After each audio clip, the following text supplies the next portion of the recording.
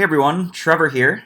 It may have been a while since we last spoke, so I hope your block is going well so far. It's good to be at least speaking at you again. Today we're going to move on from the cardiac unit and we're going to move into the blood vessels of the body. So we're going to start, this is going to be a two-part on functional blood vessel anatomy, and this is going to be part one. So we'll cover the general vessel anatomy and then we'll move into the specifics of the arteries today. And then we'll move on in part two to talk about veins and capillaries. Just as with last semester, we'll have these worksheets that you can complete while watching my lectures. These won't be collected or anything. They're simply to help keep you engaged while you're watching these lectures. I know they can get a little tedious at times, and as well as kind of reiterate some key points that we'll be focusing. But again, do them if you choose. They won't be collected or anything.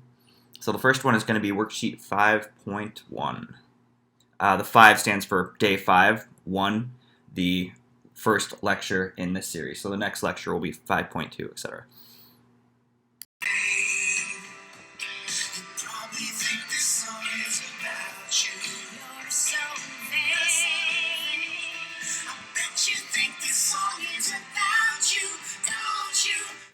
All right. That is You're So Vain by Carly Simon. That's V-A-I-N. Here we're going to be talking about V-E-I-N, but funny nonetheless, and relates to this meme. I bet you thought this meme was about you. Believe it or not, this is take 2 for uploading this PowerPoint due to copyright infringement when I uploaded the original with Carly Simon.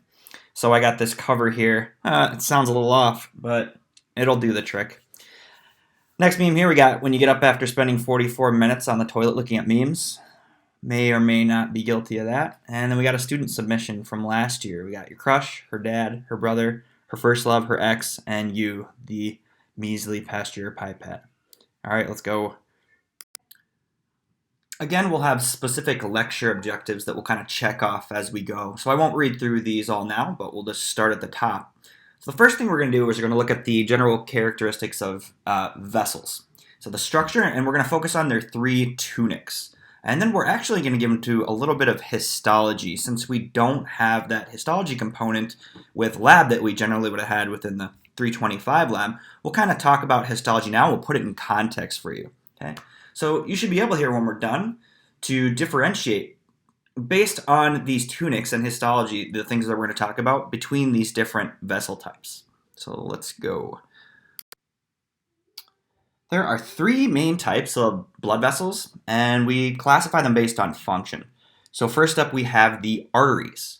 Okay, you've probably heard that arteries carry oxygenated blood, and that is true the majority of the time, though there are exceptions, and you can probably think of a couple. You just finished up the cardiac unit.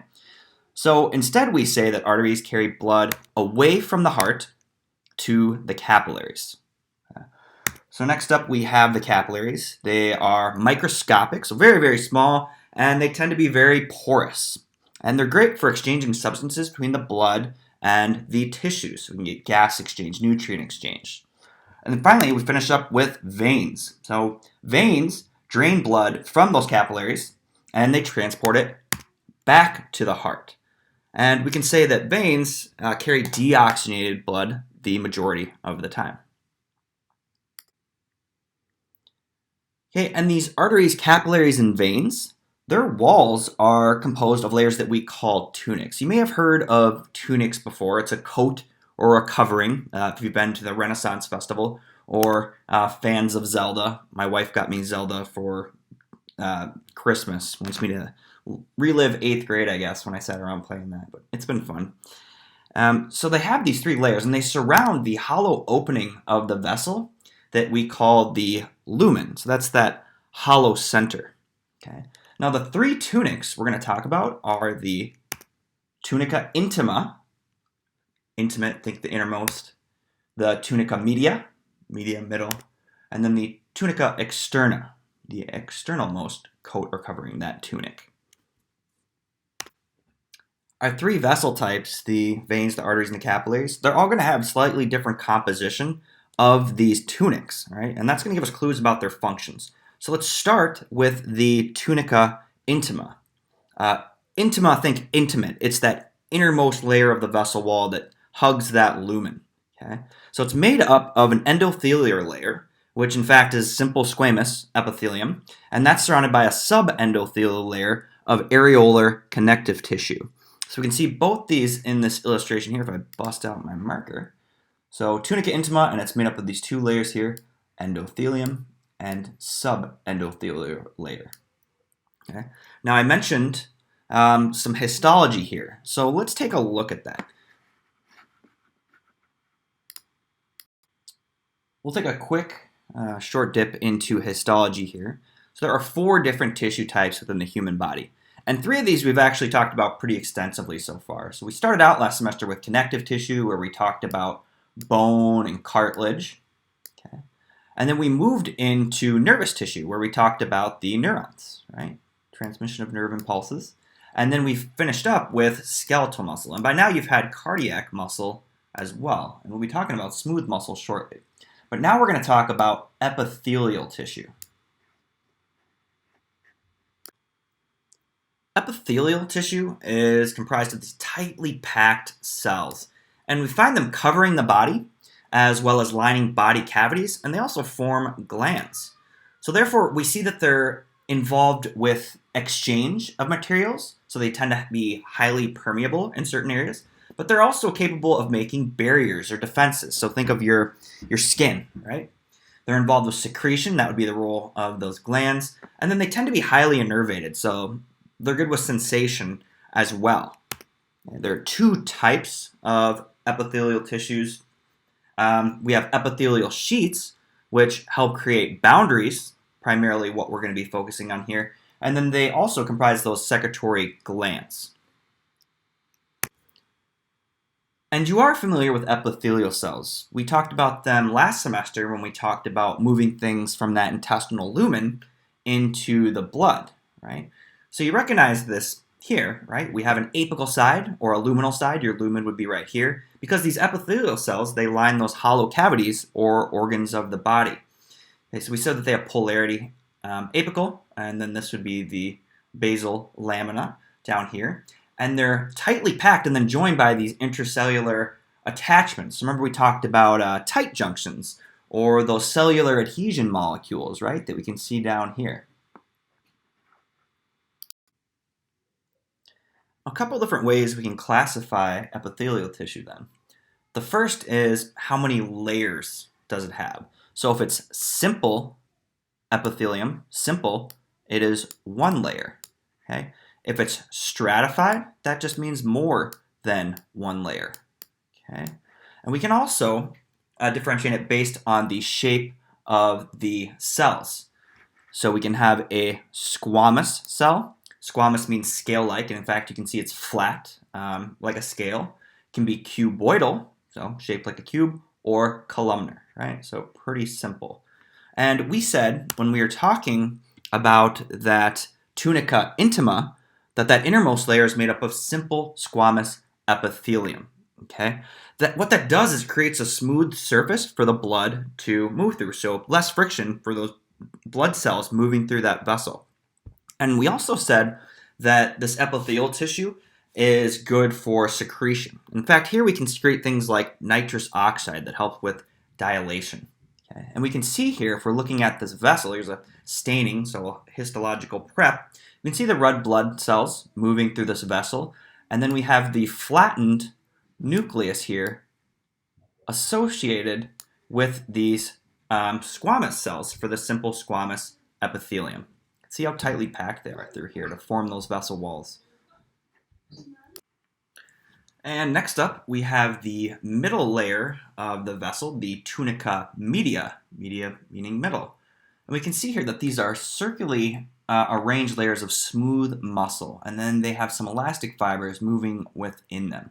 So tunica media right here, and we see this circular arrangement of those smooth muscle cells here. Notice these layers of elastic lamina. There's an internal and an external. Those aren't part of our media. You can note they're there, but don't pay too much attention right now. So we have the circular arrangement, right, of this smooth muscle around that innermost layer. Why do we have that? So for a think, pair, share, I guess you can't really pair up, but you can think and then share out loud to your roommate. Why have this circular arrangement? Why not run longitudinally? So think about that for a second. Well, as you might have guessed, we can see with the circular arrangement that a contraction of that smooth muscle then in that circular arrangement is going to cause vasoconstriction. It's going to narrow that lumen, make it smaller. Whereas relaxation is going to lead to vasodilation and widen that lumen. So that's why we have that circular arrangement. All right, we got another histological image here, just kind of reiterate what we were talking about. So here we can see that open area, the lumen, right? And then the adjacent layer, or innermost tunic, the tunica intima. And then next to that, then we have the tunica media. Okay, so that's that middle layer. You can see the circular arrangement of that smooth muscle really well now. And as this GIF here is illustrating, that gives us the ability to vasoconstrict or vasodilate. Another image here. Okay. Perhaps we get some nitrous oxide release. That's that paracrine that brings about local arteriolar vasodilation. Gives us that relaxation of the smooth muscle, and it's going to widen that lumen for us. All right, and lastly, we have the tunica externa. So remember that, just add an L to that. Tunica external. So this is the outermost layer of the vessel. It's made up of areolar connective tissue, which we'll talk about shortly, that has both elastic and collagen fibers. And really this layer just helps anchor it to nearby structures. So we can look here at both our artery and our vein, and we can see this really well, the outermost layer here of the tunica externa. On that previous slide there, you might have seen that it was called the tunica adventitia, just another term for this, but it's the same thing. Okay. And this layer, it may contain what we call a vasa vasorum. Okay? This is a grouping of small arteries that helps deliver a blood supply to these very large vessels, right? So it's kind of meta. You got to think about these vessels are so large, they need their own blood supply. So it provides the blood and the nutrients for that outermost tunica externa. The vasa vasorum is, in Latin, means vessels of the vessels, which in fact is what they are. If you're curious what that would look like, we found an image here showing the vasa vasorum, so we can see the blood supply that is going to this outermost layer of the blood vessel. Okay. And we've talked about connective tissue before. So we talked about structural framework of the body when we talked about bone, or how blood is a connective tissue because it's involved in the transportation of fluids and dissolved materials. We have those that connect other tissue types or support them. So we talked about things like ligaments and tendons that connect muscle and bone.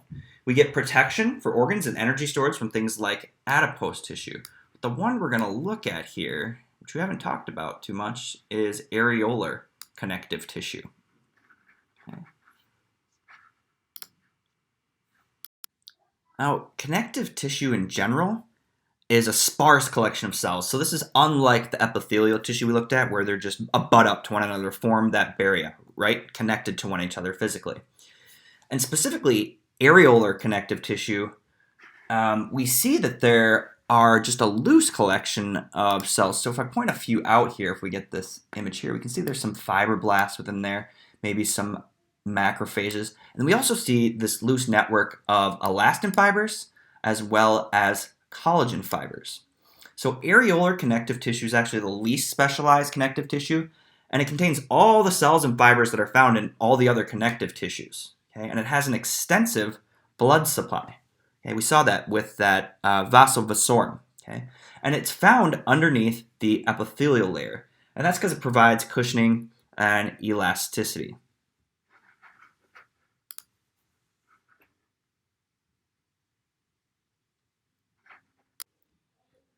One of the properties we mentioned of the areolar connective tissue was the fact that it has these strands of collagen going throughout it. So we can see that here. So collagen is a structural protein. Okay, so it's going to help give some definite form to the connective tissue. And the other protein we mentioned is elastin.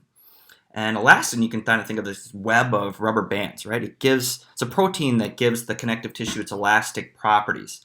If you pinch the skin on the back of your hand, for example, and then it retracts back to the original position, that's due to the elastin. You've probably heard of different skin care products that have collagen and elastin in them, and it's kind of gimmicky, right? Because unless it can help your skin make more collagen and elastin, it's not really going to do too much, but who knows? So done with histology now. I can talk, or I should introduce this idea of companion vessels. So companion vessels are what they sound. It's an artery and a vein that lay right next to each other that are going to serve the same body region. So you can think of one, the artery is delivering oxygenated blood, and then that other companion vessel, the vein, that is going to take that deoxygenated blood back to the heart. Okay. So it also helps prevent things like pooling in different tissues. You know, you got a blood supply there. Well, we got a way to get the blood back out. Okay. Now, as we put these two side by side, these companion vessels here, the artery and the vein, some differences between those two vessels are readily apparent. So what I'd like you to do here is take a second, pause this, scratch a piece of paper, list the differences you see between the vein and the artery. All right, let's see how you did. So, split this up. Probably the biggest or most apparent difference between the veins and the arteries might be that the veins have a thicker tunica externa, so that external layer, when compared to the arteries. Okay. They have a much larger lumen, we can see as well, compared to the arteries. Okay. And then something, I guess, less readily apparent would be that they have less elastin and collagen fibers. And because of that less structural support, they actually collapse if there's no blood within the vessels. So veins will collapse. We can compare that then to arteries. Now, if we look at that previous image I showed you on the previous slide, we see that they have a thicker tunica media, so more smooth muscle than the veins, and therefore a narrow lumen, which we mentioned previously. Okay. And then, in contrast to this, they have more elastin and collagen fibers, and that allows them to spring back. So they're more resilient and resistant to changes in blood pressure, right? You can picture that rubber-like quality of the elastin, allowing it to retain its shape and spring back to the original conformation.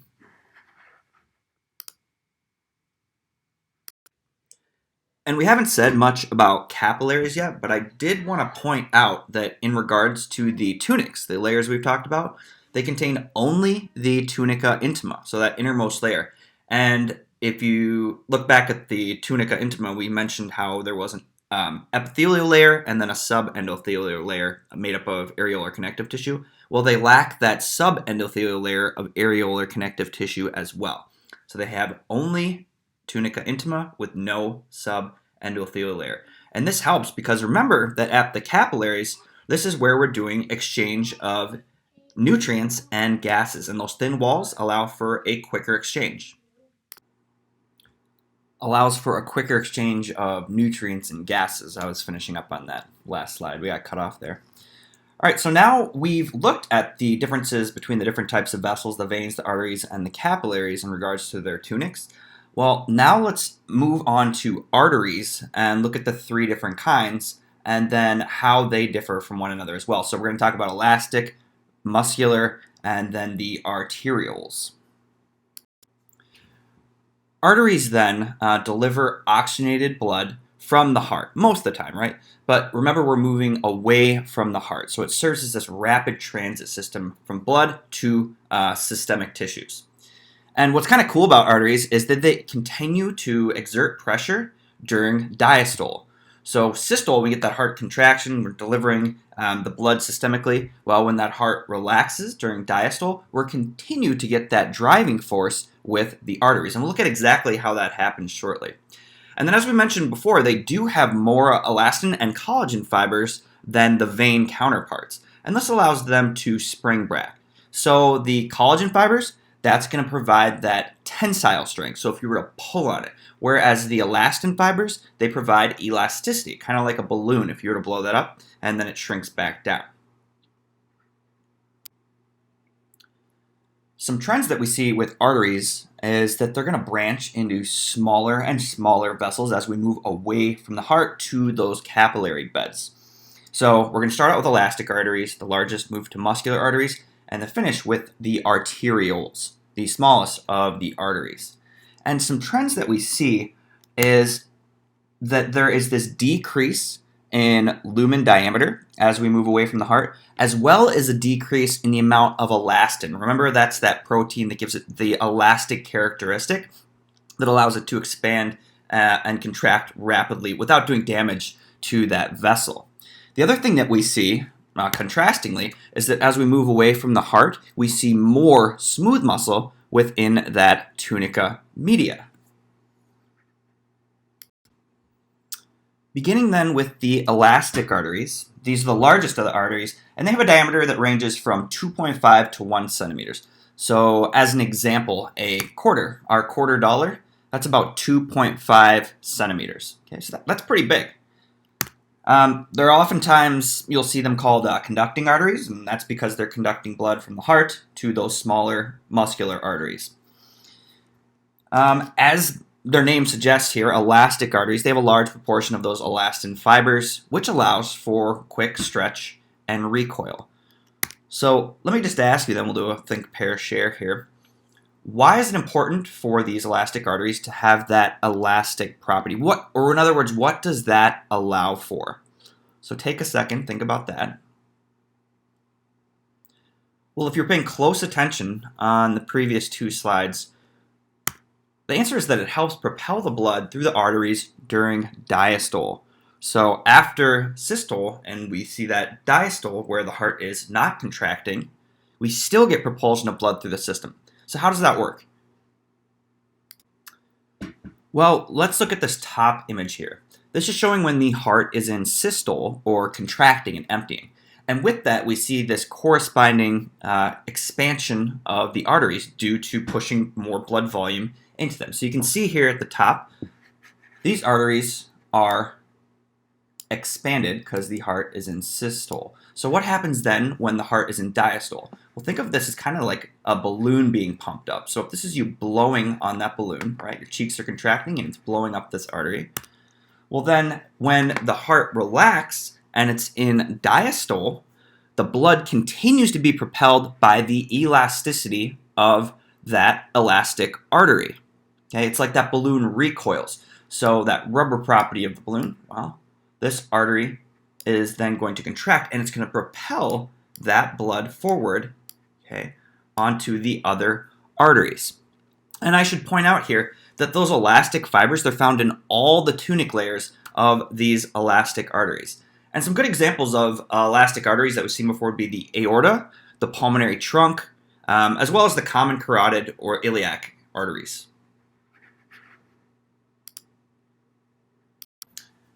Then branching from those elastic arteries, we have the muscular arteries. And these allow us to distribute blood to the specific body regions.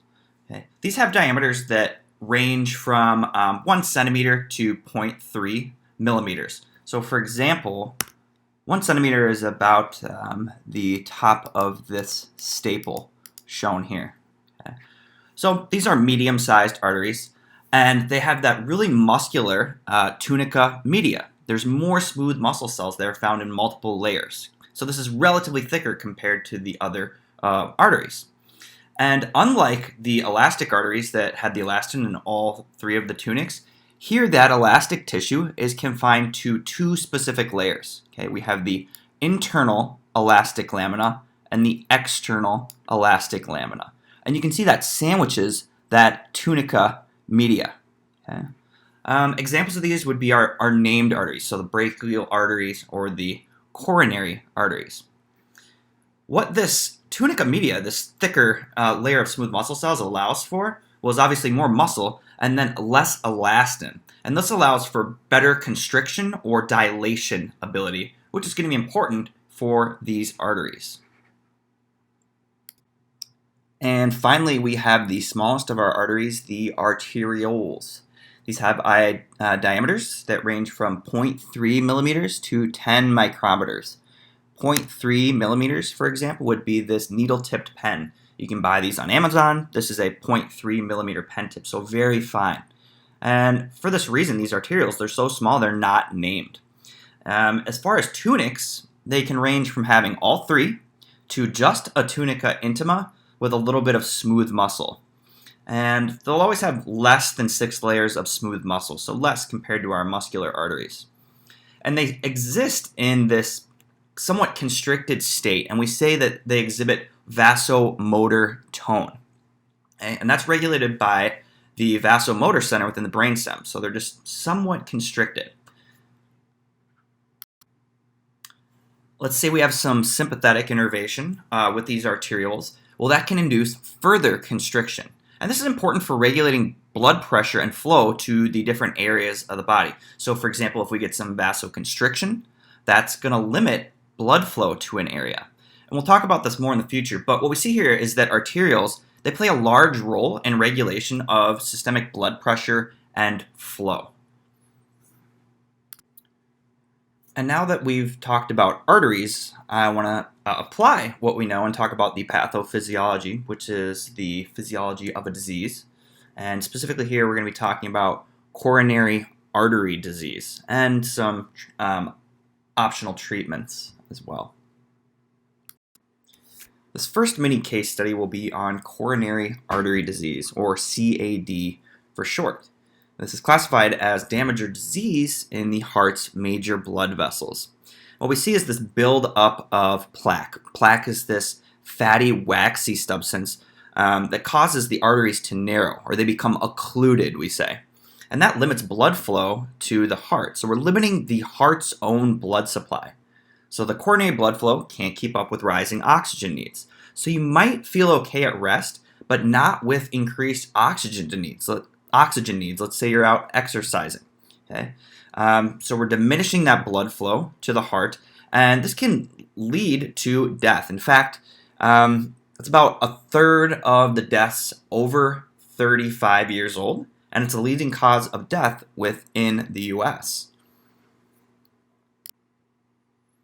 A result of coronary artery disease could be myocardial ischemia. Remember, ischemia is when the tissues aren't getting enough oxygen. So here we're specifically talking about when the blood flow to your heart is limited. And that prevents the heart from getting enough oxygen and therefore doing its job correctly. It reduces its ability to contract as well as it should.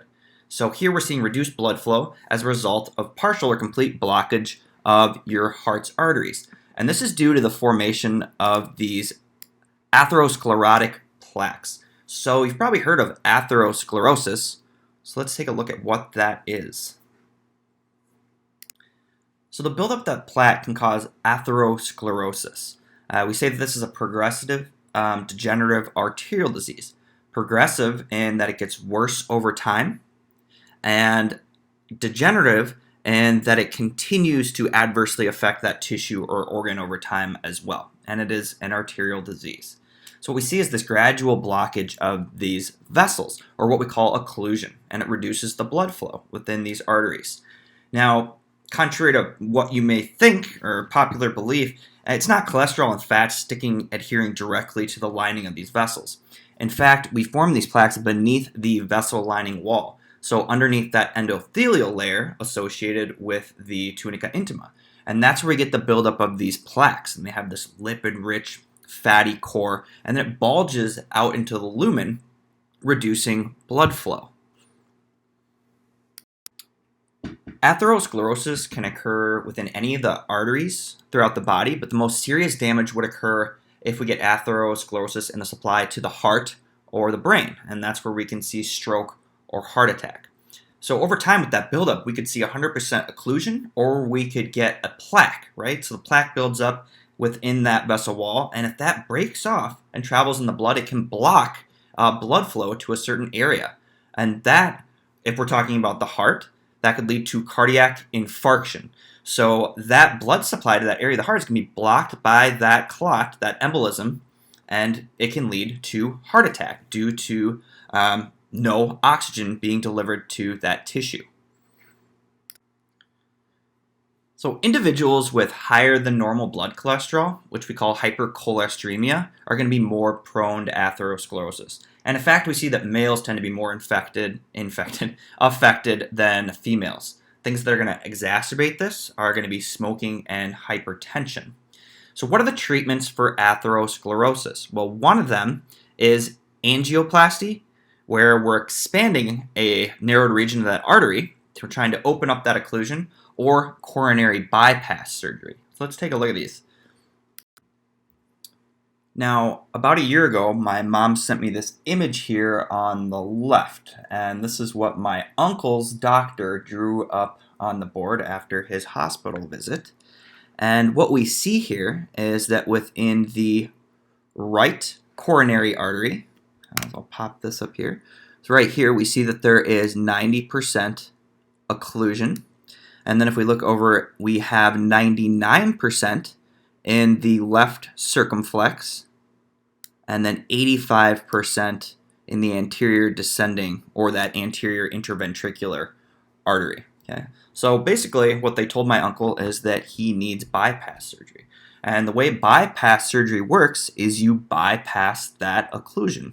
You bypass those plaques. So the heart needs its blood supply. So what you do is you take some vessel from somewhere else in the body and you create basically a shunt to get blood to that area.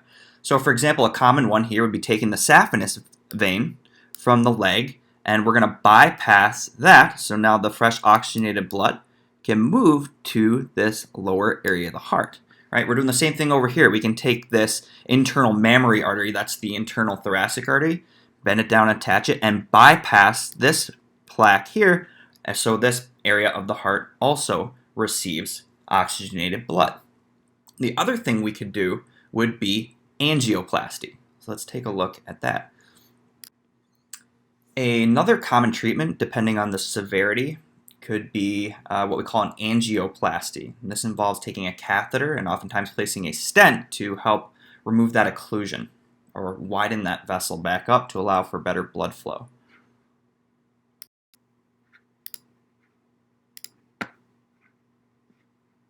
Percutaneous coronary intervention, also known as coronary angioplasty, opens narrowed coronary arteries. In this procedure, doctors insert a long, thin tube called a catheter in an artery, in the groin or wrist, and thread it to the affected artery using X-ray imaging. Doctors then inject a small amount of dye through the catheter to the artery to help them see any blockages or narrowing on X-ray images. A catheter with a balloon on the tip is then inserted through the first catheter and guided to the heart. When the catheter reaches the narrowed or blocked area of the artery in the heart, doctors inflate the balloon to reopen the artery and improve blood flow. The balloon is then deflated and removed. In most cases, doctors then insert another catheter with a mesh tube attached called a stent. The stent is then placed in the narrowed area of the artery to prevent re-narrowing after the artery is widened. Doctors then remove the catheter.